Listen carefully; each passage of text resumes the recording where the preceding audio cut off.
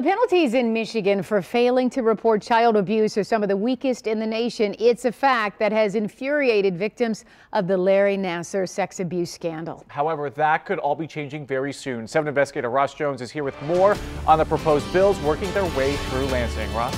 Ellen, Carolyn, some states have made failing to report child abuse a crime that can land you in prison for years. Not in Michigan. But if some lawmakers get their way, that could all be changing. I think there's been a culture of silence when it comes to universities and colleges. State Senator Rick Jones is fighting to strengthen the penalties in Michigan for failing to report child abuse.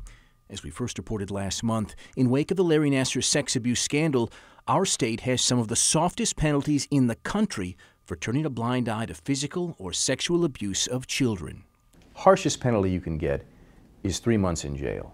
Yes. Does that make sense to you? No, it doesn't.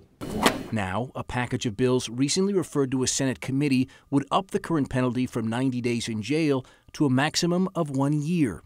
Survivors of Larry Nassar's abuses say the changes are necessary. This legislation is essential to a survivor's healing and well-being. It sends survivors the message, you matter. The bills would also expand the definition of just who's required to report suspected abuse. Currently, people like trainers and coaches aren't mentioned under Michigan law. And in the Nassar case, coaches and trainers are alleged to have known about Nassar's abuses and done nothing.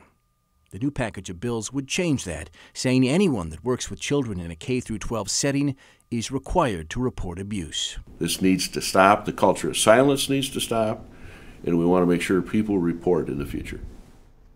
Now, the bills have broad bipartisan support and are currently being revised in committee. We will continue to follow them as they work their way through Lansing. I'm Ross Jones, 7 Action News. We know you'll stay on it as always. Thank you so much, Ross.